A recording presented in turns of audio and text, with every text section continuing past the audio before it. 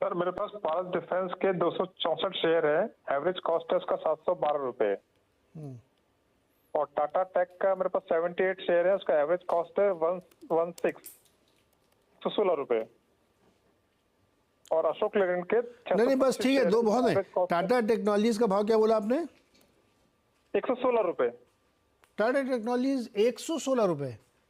Sorry 1116 रुपए। हाँ वैसा बोलो ना भाई, ऐसे तो घबराहट हो जाए, इतना तो भाव कभी होगा ही नहीं। माना राजेश जी, पारस डिफेंस 712 पे खरीदा है। हाँ देखिए पारस डिफेंस 1 सेकंड ना, या देखिए 645 के आसपास है। मुझे लगता है आज की अगर बात करें तो 620 का इसका जो रिसेंट लो था पिछले हफ्ते का, तो ये तो फिलहाल के लिए होल्ड करना चाहिए। तो एट अ लेवल ऑफ 645 यहाँ पे एक स्विंग मिलना चाहिए जिसका टारगेट होगा 700 से लेकर 720। अगर इस लेवल के आसपास, जो कि आपका एंट्री पॉइंट है, अगर इस लेवल के आसपास ये अटकता है तो एक बार के लिए एग्जिट करें। फिलहाल के लिए तो मैं यही कहूंगा होल्ड रखे, स्टॉप लॉस होगा 620। और टाटा टेक्नोलॉजीज 1116 पे खरीदा इन्होंने। देखिए टाटा टेक्नोलॉजीज में मुझे लगता है कि थोड़ी बिटिंग और है। 1 सेकंड नीरज जी, मुझे स्क्रिप्ट क्यों नहीं आ रहे मेरे सामने। हाँ आया, 1030 पे है। मुझे लगता है कि नीरज जी इसमें जो है बिकवाली है, या आप कह सकते हैं कि लिक्विडेशन प्रेशर थोड़ा हावी है।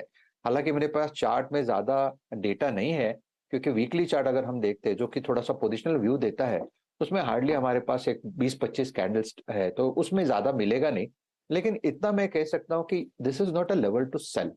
जो एक्सपीरियंस है उस लेवल से तो मैं कहूंगा this is not a level to sell, in fact this is a level to accumulate.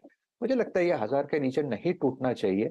और इनफैक्ट मुझे लगता है करंट लेवल से रैली मिलेगी। 1150 पहला टारगेट होगा, और 1150 के बाद 1200 1210।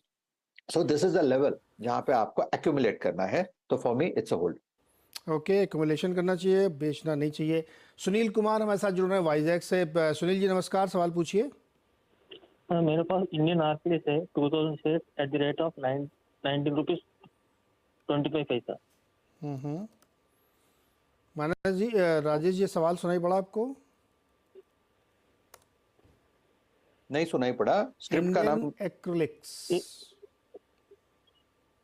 इंडियन मैंने एक्चुअली ये स्क्रिप्ट ढूंढा नीरज जी, मुझे मिल नहीं रहा। तो just give me some time, मैं नंबर बताता हूँ आपको, नंबर डालिए। या 514165। 514165। ओके, बीएससी पे है। ओके हाँ ओके जी। ओके। अच्छा, हम लोग ज्यादा तो एनएससी के चार्ट देखते हैं, तो इसीलिए ओके।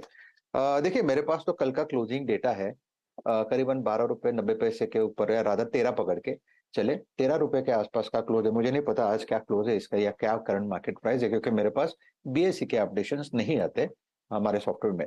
तो मेरे हिसाब से देखिए ये जो करेक्शन हुआ है करीबन 19 रुपए से लेके करीबन 12 रुपए तक, ये करेक्शन का 1 लेग खत्म हुआ है। और यहां से एक पुल बैक मैं एक्सपेक्ट करता हूं करीबन 16 रुपए तक। तो अगर आपके पास पोजीशन है तो आप इसे होल्ड रखें 12 के स्टॉप लॉस के साथ।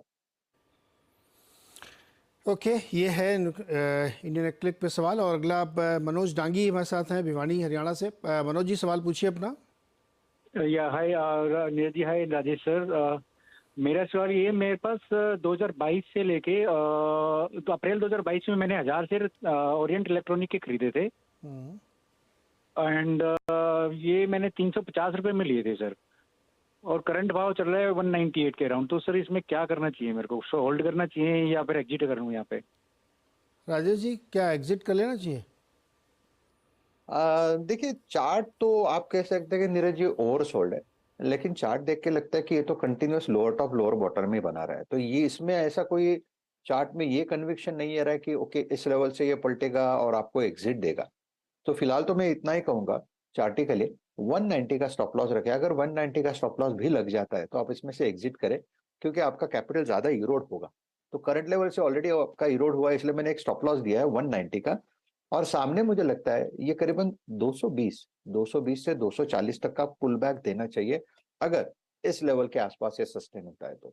ओवरऑल अगर आप चार्ट देखें तो चार्ट में बिल्कुल स्ट्रेंथ नहीं है मेरे हिसाब से। It's exit. बस मैं ये ट्राई कर रहा हूँ कि exit on rise at a better price मिले तो अच्छा होगा।